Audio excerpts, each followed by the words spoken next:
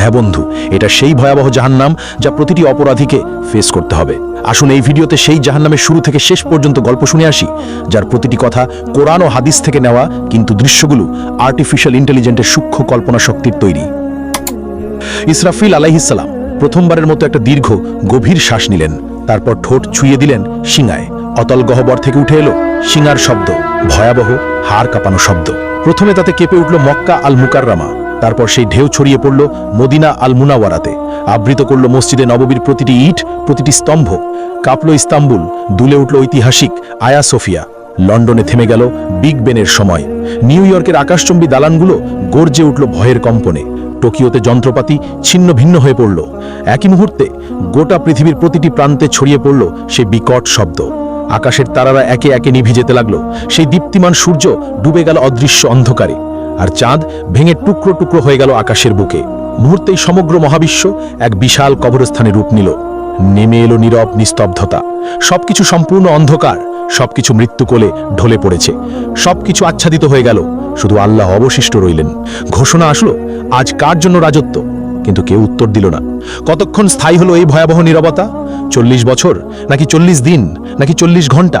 কেউ জানে না, কারণ সময়ও থেমে গেছে, স্থানও বিলীন হয়ে গেছে। শুধু আল্লাহ জানেন এই অপেক্ষার দৈর্ঘ্য কত হবে। মৃতরা মিশে গেছে মাটির সঙ্গে, হাড়গুলো মিশে গেছে ধুলায়, চুলগুলো পচে গেছে, নখেরও অস্তিত্ব নেই। কিন্তু আত্মাগুলো এখনো অপেক্ষায় আছে। বারজাকের জগতে তারা অপেক্ষা করছে, কারোর জন্য কবরের শাস্তি, কারোর জন্য কবরের নেয়ামত। কিন্তু সবাই অপেক্ষায়। তারপর এলো সেই পবিত্র মুহূর্ত। দ্বিতীয় আদেশ প্রতিধ্বনিত হলো, সিঙায় আবার ফু দাও ইসরাফিল। ফলে ইসরাফিল নিলেন দ্বিতীয়বার গভীর শ্বাস। কিন্তু এবার তা ভিন্ন, এবার তা জীবনের শ্বাস, এবার তা পুনরুত্থানের শ্বাস। ইসরাফিল দ্বিতীয়বারের মতো সিংগায় ফু দিলেন। শব্দ ছড়িয়ে গেল সর্বত্র। পৃথিবী ফেটে যেতে লাগলো প্রচণ্ড শব্দে। এক এক করে কবরগুলো খুলে গেল। ভেতর থেকে উঠল হাত, তারপর বাহু, তারপর মাথা। হাড়গুলো এক একে জোড়া লাগলো। মাংস জুড়ে গেল হাড়ের সঙ্গে। চুল গজিয়ে উঠল মাথায়। চোখ বসে গেল চোখের কোটরে। প্রতিটি মানুষ দাঁড়িয়ে গেল একে একে, ধুলো মাটিতে ঢাকা, অবাক, নগ্ন, ভীত আর কাঁপছে। তারা জিজ্ঞেস করলো, কে আমাদের ঘুম থেকে জাগালো? তারপর তারা মনে করলো সেই ভয়াবহ সত্য। তারা বলতে লাগলো, হায় আফসোস, আমাদের নবীগণ সত্য বলেছিলেন। এটাই সেই প্রতিশ্রুতি যা দয়াময় আল্লাহ দিয়েছেন। এই চিৎকার ছড়িয়ে পড়ল চারদিকে। প্রতিধ্বনিত হলো আর্তনাদ। কিন্তু এখন অনেক দেরি হয়ে গেছে। ভয়ঙ্কর ভয় বিরাজ করছে সবখানে। তারা পালানোর জায়গা খুঁজছেন, কিন্তু নেই। তারা লুকানোর জায়গা খুঁজছেন, কিন্তু তাও নেই। তারপর দূর থেকে ভেসে আসছে কণ্ঠস্বর। ফেরেশতাগণ বললেন, লাইন ধরো, সবাই হাসরের ময়দানে যাও। এই আদেশ শুনে মানুষ যেন পালহারা ভেড়ার পাল টেনে নেওয়া হচ্ছে একে একে, দলবদ্ধভাবে। কাঁপতে কাঁপতে হাঁটছে, শ্বাস আটকে যাচ্ছে, হৃৎপিণ্ড দ্রুত কাঁপছে। তারা ফিসফিস করছে, ইয়া রাব্বি, ইয়া রাব্বি। কিন্তু এখন অনেক দেরি হয়ে গেছে। যখন সুযোগ ছিল দুনিয়ায়, তখন তারা নামাজ পড়েনি, তখন তারা আল্লাহকে মনে রাখেনি। এখন মনে পড়ছে, কিন্তু খুব দেরি হয়ে গেছে। এদিকে হাসরের ময়দান পৃথিবীর মতো বিস্তৃত, বরং আরও প্রশস্ত। কোটি কোটি মানুষ, অসংখ্য প্রাণ একত্রে, আদম আলাইহিস সালাম থেকে শেষ নবজাতক পর্যন্ত সবাই এখানে উপস্থিত। অসংখ্য ভিড়, শ্বাস নেবার জায়গা নেই, চলাফেরার জায়গা নেই। মানুষ ভয়ে একে অপরকে চেপে ধরছে। সূর্যকে কাছে আনা হয়েছে, ঠিক মাথার উপরে, শুধু 1 মাইল দূরে। কি অসহ্য তাপ! শরীর থেকে ঘাম ঝরছে অবিরত। কেউ তাদের গোড়ালি পর্যন্ত ঘামে ডুবে আছে, এরা সামান্য পাপী। কেউ হাঁটু পর্যন্ত ডুবে আছে, এরা মাঝারি পাপী। কেউ কোমর পর্যন্ত ডুবে আছে, এরা অনেক পাপী। কেউ গলা পর্যন্ত ডুবে আছে, এরা মারাত্মক পাপী। কেউ ঘামের মধ্যে মুখ নাক ঢেকে আছে, এরা সবচেয়ে ভয়ঙ্কর পাপী। তারা ঘামে ডুবে যাচ্ছে, কিন্তু মরতে পারছে না, কারণ মৃত্যু আর নেই। এই শাস্তির মধ্যেই সময় অতিবাহিত হচ্ছে। বছরের পর বছর কেটে যাচ্ছে, তবুও তারা দাঁড়িয়ে হাসরের ময়দানে। 1000 বছর গেল, 2000 বছর গেল, 3000 গেল, 5000 গেল, 10,000 গেল, এইভাবে 50,000 বছর চলে গেল। তবুও তারা অপেক্ষায়। তারা কাঁদছে, ইয়া রাব্বি, ইয়া রাব্বি, আমাদের বিচার শুরু করো না এখনই। এই অপেক্ষা শাস্তির চেয়েও কঠিন। আমাদেরকে জাহান্নামে নিক্ষেপ করো, কিন্তু তবু এই অপেক্ষা শেষ করো। আমরা আর পারছি না। কিন্তু আল্লাহ, যিনি ন্যায় বিচারক, তাদেরকে অপেক্ষায় রাখলেন। কারণ দুনিয়ায় তারা তার আদেশকে অপেক্ষায় রেখেছিল। তারা সালাত বিলম্ব করেছিল, তারা তওবা পিছিয়ে দিয়েছিল। আর আজ তারাই অপেক্ষায়। এমন সময় জাহান্নামের আগমন। হঠাৎ দূর থেকে একটা ভয়ঙ্কর শব্দ ভেসে এলো, যেন 1000 আগ্নেয়গিরি বিস্ফোরিত হচ্ছে, যেন লক্ষ ভূমিকম্প একসঙ্গে ঘটছে। শব্দ ক্রমশ তাদের কাছে আসছে। মানুষ কানে আঙ্গুল দিচ্ছে, কিন্তু কোনো লাভ নেই। শব্দ তাদের হাড় কাঁপিয়ে দিচ্ছে, অস্থিমজ্জায় ঢুকে যাচ্ছে। তারপর দূর থেকে দেখা দিল জাহান্নাম, ভয়ঙ্কর জাহান্নাম, 70,000 শৃঙ্খল দিয়ে বাঁধা। প্রত্যেক শৃঙ্খলে 70,000 ফেরেশতা টেনে আনছে। জাহান্নাম যেন জীবন্ত দানব, রাগান্বিত, ক্ষুধার্ত আর বুনো। মানুষকে দেখে সে আরো দ্রুত ছুটতে চায়। শৃঙ্খল টেনে ধরে আছে ফেরেশতারা অত্যন্ত কষ্টে। জাহান্নাম গর্জে উঠছে, সে মানুষকে কেটে চায়। যখন হাসরের মাঠের দিকে আসে, তার ক্রোধ আর ধরে রাখা যায় না। হঠাৎ ভেতর থেকে বের হলো এক বিশাল অগ্নিপিণ্ড, একটি মোটো পাহাড়ের মতো আকারের জ্বলন্ত দাউ দাউ করা আগুন। বিদ্যুতের গতিতে হাসরের মাঠের দিকে ছুটে এলো। কয়েক সেকেন্ডের মধ্যে মানুষের কাছে পৌঁছে গেল। সেই আগুন দেখে মানুষ পাগল হয়ে গেল। তারা দৌড়াতে লাগলো, কিন্তু কোথায়? সেই জায়গা তো নেই। যেদিকে দৌড়াচ্ছে আগুন ওখানেই, যেদিকে তাকাচ্ছে আগুন সেখানেই। তারা লুকিয়ে যাবার জায়গা খুঁজছেন, নিজেদের মাটিতে ছুঁড়ে ফেলছেন, কিন্তু আগুন থেমে নেই, এগিয়ে আসছেই অবিরত। মাত্র কয়েক সেকেন্ড বাকি, এর মধ্যেই এটি পুড়িয়ে ফেলবে সমগ্র হাসরের ময়দান। কোটি কোটি মানুষ ছাই হয়ে যাবে। কিন্তু সেই শেষ মুহূর্তে আসমান থেকে নূরের ঝলক নিয়ে আসবেন জিবরাইল আলাইহিস সালাম। তার হাতে একটি ছোট পাত্র, ভেতরে স্বচ্ছ এক তরল পানি। তিনি সেই তরল ঢেলে দিলেন সেই বিশাল অগ্নিখণ্ডের উপর। সঙ্গে সঙ্গে উঠল ঘন বাষ্প। আগুন তাৎক্ষণিক নিভে গেল, ফলে বরফ শীতল এক পাথরে পরিণত হলো। কোটি কোটি মানুষ একই মুহূর্তে গভীর শ্বাস নিল, যেন তারা বেঁচে গেল। কিন্তু এটিই শেষ রক্ষে ছিল না। মানুষ হতবাক হয়ে জিজ্ঞেস করল, ওটা কি তরল পানি ছিল? কিভাবে এত ভীতিকর আগুন নিভে গেল? তখন জিবরাইল আলাইহিস সালাম বললেন, ওটা ছিল তোমাদের চোখের জল। দুনিয়ায় যে চোখের জল তোমরা ফেলেছিলে, রাতের বেলায় সালাতে কাঁদতে কাঁদতে, আল্লাহর ভয়ে, তার ভালোবাসায়, নিজের গুনাহের অনুশোচনায়, কুরআন পড়তে গিয়ে, আজান শুনতে গিয়ে, মায়ের বাবার জন্য দোয়া করতে গিয়ে, এটা সেই পবিত্র অশ্রু। এগুলোই এই আগুন নিভিয়েছে, তোমাদেরকে রক্ষা করেছে, কিন্তু তা কেবল অল্প সময়ের জন্য। তখন মুমিনরা আনন্দে কেঁদে বলল, আলহামদুলিল্লাহ, আলহামদুলিল্লাহ। আর কাফেররা ভয়ে কাঁপবে আরো বেশি, কারণ তাদের কোনো অশ্রু নেই, ফলে তাদের রক্ষাকারীও নেই। অতঃপর হিসাবের সময় এসে গেল। নাম ধরে ডাকা হচ্ছে একে একে। যার নাম ডাকা হয় সে কাঁপতে কাঁপতে আল্লাহর সামনে আসে। ভয়ে হৃৎপিণ্ড ফেটে যাওয়ার মতো অবস্থা, শ্বাস বন্ধ হয়ে আসে। মহান আল্লাহ তার হাতে দেন হিসাবের বই। এটাই জীবনের চূড়ান্ত সিদ্ধান্ত। যে সৎকর্ম করেছে তার বই ডান হাতে দেওয়া হয়। সে আনন্দে বলে ওঠে, নাও পড়ো আমার হিসাব। আমি নিশ্চিত ছিলাম আমাকে হিসেব দিতে হবে। আর যে মন্দ কর্ম করেছে তার বই দেওয়া হয় বাম হাতে, পেছন দিক থেকে। সে উন্মাদ হয়ে চিৎকার করে ওঠে, হায় আফসোস, যদি আমাকে বইটা না দেওয়া হতো, যদি আমি আমার হিসেব না জানতাম। তখন মানুষ ভয়ে হতাশায় মিথ্যা বলল, ইয়া রব, আমি কিছুই করি নাই। ইয়া রব, আমি জানতাম না। ইয়া রব, আমি নির্দোষ। ইয়া রব, এটা আমার ছিল না, আমি খেয়াল করিনি। তখন আল্লাহ বললেন, মিথ্যা বলো না, তোমরা সত্য লুকাতে পারবে না। সবকিছু লেখা আছে, সবকিছু সংরক্ষিত আছে। তখন হঠাৎ মানুষের মুখ সিল করে দেওয়া হলো, কিন্তু মানুষের হাত কথা বলতে শুরু করলো। মুখ নেই, কিন্তু শব্দ আসে। ইয়া রব, এই হাতে সে টাকা চুরি করেছে। ইয়া রব, এই হাতে সে হারামে হাত দিয়েছে। ইয়া রব, এই হাতে সে জুলুম করেছে। পা সাক্ষ্য দিল, ইয়া রব, এই পা দিয়ে সে দৌড়ে গিয়েছে গুনাহের পথে। ইয়া রব, এই পা দিয়ে সে গিয়েছে জুলুমে। ইয়া রব, এই পা দিয়ে সে যায়নি মসজিদে। চোখ জানালো, ইয়া রব, এই চোখ দিয়ে সে হারামের দিকে তাকিয়েছে। ইয়া রব, এই চোখ দিয়ে সে নোংরা ছবি দেখেছে। কান বলে উঠল, ইয়া রব, এই কান দিয়ে সে হারাম শুনেছে। ইয়া রব, এই কান দিয়ে সে গীবত শুনেছে। জিভা বলে উঠল, ইয়া রব, এই জিভা দিয়ে সে মিথ্যা বলেছে। ইয়া রব, এই জিভা দিয়ে সে গীবত করেছে। ইয়া রব, এই জিভা দিয়ে সে গালাগাল করেছে। মানুষ হতবাক হয়ে গেল। নিজের অঙ্গ প্রত্যঙ্গই তাকে ধোঁকা দিচ্ছে। তারা আক্ষেপে নিজেদের চামড়াকে বলল, তোমরা কেন আমাদের বিরুদ্ধে সাক্ষ্য দিলে? তারা উত্তর দিল, আল্লাহ যিনি সবকিছুকে কথা বলান, তিনি আমাদেরও কথা বলালেন। এভাবে সত্য প্রকাশ হয়ে গেল পুরোপুরি। কিছুই আর গোপন থাকলো না। সে আর মিথ্যা বলতে পারল না, সে আর অস্বীকার করতে পারল না, কারণ তার নিজের দেহ সাক্ষ্য দিয়েছে। অতঃপর প্রত্যেক কাজের ন্যায় বিচার হবে। অতি সামান্য ভালো কাজেরও প্রতিদান পাবে, অতি সামান্য মন্দ কাজেরও শাস্তি পাবে। কিছু বান্দাকে আল্লাহ ক্ষমা করলেন তার রহমতে, তার করুণায়, কিন্তু অধিকাংশ যাবে জাহান্নামে। আদম সন্তানের প্রতি 1999 জন যাবে জাহান্নামে। এভাবে হিসাব শেষ হলো। এবার আসলো বিচ্ছেদের সময়। মানুষকে লোহার শৃঙ্খল গলায়, হাতে, পায়ে দিয়ে ভেড়ার পালের মতো টেনে নেওয়া হচ্ছে জাহান্নামের দিকে। তারা কাঁদছে, মিনতি করে, ইয়া রব, আমাদের আরেকবার সুযোগ দাও, আমাদেরকে দুনিয়ায় ফিরিয়ে দাও, আমরা নিজেদের ঠিক করব, আমরা ভালো হয়ে যাব। কিন্তু না, অনেক দেরি হয়ে গেছে, আর এমন সুযোগ নেই। ফেরেশতারা তাদেরকে টেনে নিয়ে যাচ্ছে নিষ্ঠুরভাবে। চলো, এটাই তোমাদের জায়গা। অতঃপর জাহান্নামের উপর বিস্তৃত হলো একটা সেতু, চুলের মতো সূক্ষ্ম, তরোয়ালের মতো ধারালো। হ্যাঁ, এটাই সিরাত। তাদেরকে তা অতিক্রম করতেই হবে। কিন্তু কিভাবে? এমন সূক্ষ্ম সেতু পার হওয়া কি সম্ভব? মুমিনরা তাদের নূর নিয়ে যাবে, তাদের জন্য এটি হবে সমতল রাস্তার মতো, তারা সহজেই দৌড়ে পার হয়ে যাবে। কিন্তু মুনাফিকরা আটকে যাবে মাঝপথে, তাদের নূর নিভে যাবে, ফলে তারা অন্ধকারে পড়ে থাকবে।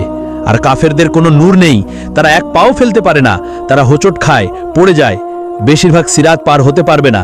তারা হোঁচট খেয়ে জাহান্নামে পড়ে যায়, যেন 70 বছর ধরে পড়ে যাচ্ছে জাহান্নামের গহ্বরে। প্রতিটি পতন এক একটি চিৎকার, লক্ষ চিৎকার, কোটি কোটি চিৎকার। জাহান্নাম হা করে অপেক্ষা করছে ক্ষুধার্ত দানবের মতো। সে গিলে নিচ্ছে পতিতদের একের পর এক, একজন, দুজন, হাজারো, লাখো, কোটি, গিলে যাচ্ছে অবিরাম, কখনো ভরে না। আল্লাহ তখন জিজ্ঞেস করবেন, তুমি কি ভরে গেছো? জাহান্নাম বলল, আরো আছে কি? আমি এখনো ক্ষুধার্ত, আমি এখনো ভরি নাই। অতঃপর যখন পতিতরা জাহান্নামে প্রবেশ করে, তারা সম্মুখীন হয় এক ভয়ঙ্কর উত্তাপের। এই পৃথিবীর আগুনের তুলনায় 70 গুণ বেশি তাপ। তাদের চামড়া সঙ্গে সঙ্গে পুড়ে যায়, তারপর নতুন চামড়া আসে, আবার তা পুড়ে যায়, এভাবে চলছেই আছে। জাহান্নামের আগুন মানুষ ও পাথর দ্বারা জ্বালানি পেল, ফলে এটি অকল্পনীয় উত্তাপে জ্বলে উঠল। ফলে তাদের শুরু হলো তৃষ্ণা, ভয়ঙ্কর তৃষ্ণা। তারা পানি চাইবে, দেওয়া হবে, কিন্তু কেমন পানি? তাদের দেওয়া হবে ফুটন্ত পানি, যা তাদের অন্ত্র ছিঁড়ে ফেলবে। তাদের দেওয়া হবে পুজ পানি পান করতে, তারা তা গিলতে চাইবে, কিন্তু পারবে না। প্রতিটি দিক থেকে মৃত্যু তাদের কাছে আসবে, কিন্তু তারা মরবে না। তারা খাদ্য চাইবে, দেওয়া হবে, কিন্তু কেমন খাদ্য? তাদের খাদ্য হবে কেবল কাঁটাযুক্ত উদ্ভিদ। এটি এমন এক জাক্কুম বৃক্ষ, যা জাহান্নামের তলদেশ থেকে জন্মায়। এর ফল শয়তানের মাথার মতো। প্রতিটি গ্রাসে আরাম নয়, বরং ব্যথা আসে। তারা না চাইলেও জোর করে তা তাদের খাওয়ানো হবে। জাহান্নামের শাস্তি শুধু উত্তপ্ত আগুন নয়, এখানে আছে জামহারির, যা ততটাই কষ্টদায়ক ঠান্ডা যেমন আগুনের উত্তাপ। অসহনীয় গরম আর ঠান্ডা প্রমাণ করে যে জাহান্নামের যন্ত্রণা সব দিক থেকে ঘিরে রাখবে। এখন সবাই তাদের স্থান খুঁজে নিয়েছে। জান্নাতের মানুষ জান্নাতে, আর জাহান্নামের মানুষ জাহান্নামে। দরজাগুলো চিরতরে বন্ধ হয়ে গেছে, ভাগ্য নির্ধারিত হয়ে গেছে, চিরকালীন সময় শুরু হয়েছে, আর কোনো ফেরত নেই। জাহান্নামের মানুষ সেখানে চিরকাল থাকবে, চিরকাল, ট্রিলিয়ন বছর, কোয়াড্রিলিয়ন বছর, কখনো শেষ হবে না। জাহান্নামের 7টি দরজা রয়েছে, অর্থাৎ 7টি আলাদা স্তর, 7টি আলাদা দরজা, 7টি শাস্তি। 7টি দরজা পাহাড়ের মতো বিশাল, একটির নিচে আরেকটি স্তূপ হয়ে আছে গভীরতর দিকে। ওই দরজাগুলোর আড়াল থেকে এক আলো জ্বলে ওঠে, যার হৃদয়ে ভয়ের সঞ্চার করে। এই দরজার প্রহরীর সামনেই থাকবে চোপ বজ্রের মতো, চেহারা কঠোরতায় খোদাই করা। জাহান্নাম সৃষ্টির দিন থেকে সে কখনো হাসেনি, অটল, নির্মম, প্রহরায় অবিচল। প্রতিটি দরজা ভিন্ন পাপীদের জন্য, প্রতিটি স্তরে আলাদা শাস্তি, কেউ হালকা, কেউ ভয়ঙ্কর। লোকেরা জাহান্নামের দারোয়ান মালিককে ডাকবে, হে মালিক, তোমার রবকে ডাকো, আমাদের জীবন শেষ করে দিক। কিন্তু মালিক উত্তর দেবে শুধু নীরবতায়। প্রথম দরজা আকাশ কাঁপানো গর্জনে খুলবে, এর উপর লেখা থাকবে জাহান্নাম। এই স্থান মুসলিমদের জন্য, যারা ঈমান এনেছিল কিন্তু গাফেল ছিল, ঈমানদার যারা সালাত ছেড়েছিল, যারা বলতো পরে পড়ব, যারা মিথ্যাকে অভ্যাস বানিয়েছিল, যারা মানুষকে কষ্ট দিয়েছে, অন্যায় করেছে, মানুষের হক মেরেছে, যারা বলেছে আল্লাহ তো ক্ষমা করে দেবেন, কিন্তু তাওবা করেনি। তারা যখন প্রবেশ করবে তখন তারা কেঁপে উঠবে, আমরা কি ঈমানদার ছিলাম না? আমরা কি শাহাদা বলিনি? হ্যাঁ বলেছিল, কিন্তু এর দায়িত্ব পালন করেনি। এখানকার শাস্তি অস্থায়ী, যতদিন তাদের গুনাহ থাকবে ততদিন শাস্তি চলবে, তারপর তারা জান্নাতে যাবে। কিন্তু ততদিন পর্যন্ত প্রতিটি ছেড়ে দেওয়া সালাত সমান একটি আগুন, প্রতিটি মিথ্যা একটি শিখা, প্রতিটি গুনাহ একটি যন্ত্রণা। আর দ্বিতীয় দরজা খুলবে এক বুনো চিৎকারে, তার নাম লাজা, অর্থাৎ এমন শিখা যা গ্রাস করে। এই আগুন জীবন্ত, এটি যেন বুদ্ধি রাখে, শিকার খোঁজে। এটি খুঁজে নেয় তাদেরকে যারা ইসলামকে উপহাস করেছে, যারা কোরআনের আয়াত শুনে হেসেছে, যারা আজান শুনে উপেক্ষা করেছে, যারা মুসলমানদের নিয়ে ঠাট্টা করেছে। লাজা তাদেরকে আক্রমণ করবে, সাপের মতো লাফিয়ে পড়ে, সিংহের মতো মাংস ছিঁড়ে ফেলবে, হাড় ভাঙবে, আবার তা জুড়ে দিবে। কারণ এখানে ব্যথা এক অন্তহীন চক্র। আর তৃতীয় দরজা সাকার গভীর নীরবতায় খুলবে। সাকার হলো আগুন যা ধ্বংস করে। এখানে শাস্তি তাদের জন্য যারা ক্ষুধার্তকে দেখে বলেছে আমার সমস্যা নয়, যারা ইয়াতিমকে জেনেও ফিরেছে, যারা গরিবকে উপেক্ষা করেছে, যারা সাহায্য প্রার্থীকে ফেলে গেছে, যারা শুধু আরামে মগ্ন থেকেছে। তাদেরকে জিজ্ঞেস করা হবে, তোমাদের কি সাকারে কি সে এনেছে? তারা উত্তর দেবে, আমরা নামাজ পড়তাম না, আমরা গরিবকে খাবার দিতাম না। এখন তারা ক্ষুধার্ত, কেউ খাবার দেয় না, তৃষ্ণার্থ, কেউ পানি দেয় না। যন্ত্রণা ফিরিয়ে আনে তাদের সেই দুনিয়ার নিষ্ঠুরতা। আর চতুর্থ দরজা হুতামা খুলবে এক ধাতব শব্দে। হুতামা এমন আগুন যার হৃদয় চূর্ণ করে। এখানে সোনা রূপাও আছে, কিন্তু কি ধরনের সোনা রূপা? সেখানে আছে আগুনে গলিত জ্বলন্ত সোনা রূপা। যেসব ধনীরা ধন গণনা করত বারবার, যারা বলতো আর একটু চাই, যারা গরিবকে বিদ্রুপ করেছে, সম্পদকে উপাসনা করেছে, তাদের শাস্তি এখানেই হবে। তাদের সোনা হবে গলায় শৃঙ্খল, রূপা হবে ইলোহার চাবুক। হুতামা শুধু শরীর পোড়ায় না, এটা হৃদয়কে আক্রমণ করে, লোভী হৃদয়কে, স্বার্থপর হৃদয়কে বারবার গলিয়ে আবার তৈরি করে, আবার গলিয়ে দেয় এক অন্তহীন যন্ত্রণা। আর পঞ্চম দরজা জাহিম খুলবে এক ক্রুদ্ধ গর্জনে। জাহিম হচ্ছে দাও দাও শিখার ভাটি। এখানে শাস্তি তাদের যারা অহংকারী, যারা দুর্বলদের উপর অত্যাচার করেছে, এমন শাসক যারা প্রজাদের জুলুম করেছে, এমন মালিক যারা শ্রমিকদের কষ্ট দিয়েছে, এমন স্বামী যারা স্ত্রীকে মেরেছে, এমন পিতা যারা সন্তানদের কষ্ট দিয়েছে, যারা মনে করেছে তাদের সিংহাসন আল্লাহর আরশের চেয়ে বড়। আর ষষ্ঠ দরজা সাইর খুলবে যুদ্ধের আর্তনাদে। সাইর হলো রাগান্বিত আগুন।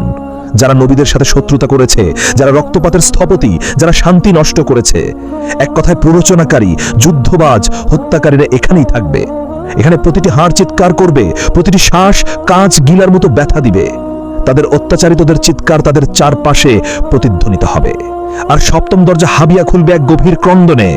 আল হাবিয়া অর্থ অন্তহীন অতল খাদ, সবচেয়ে গভীর অন্ধকার স্থান। এখানে প্রবেশ করবে মুনাফিকরা।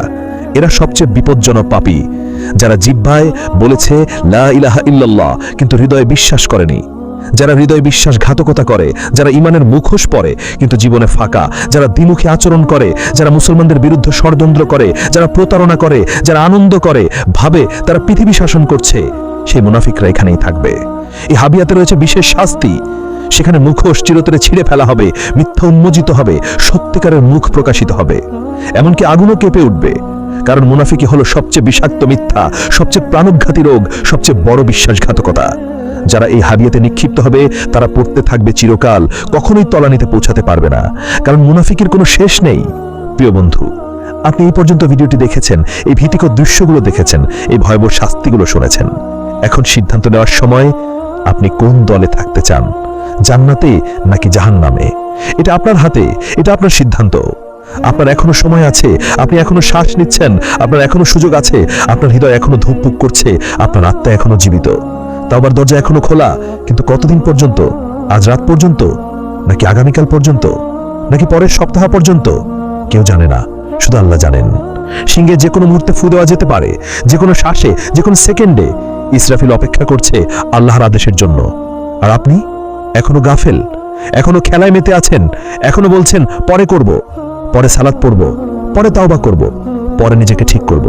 কিন্তু সেই পরে যদি আর কখনো না আসে, যদি আজ রাতই হয় আপনার শেষ রাত, আপনি কি প্রস্তুত? সত্যি কি প্রস্তুত?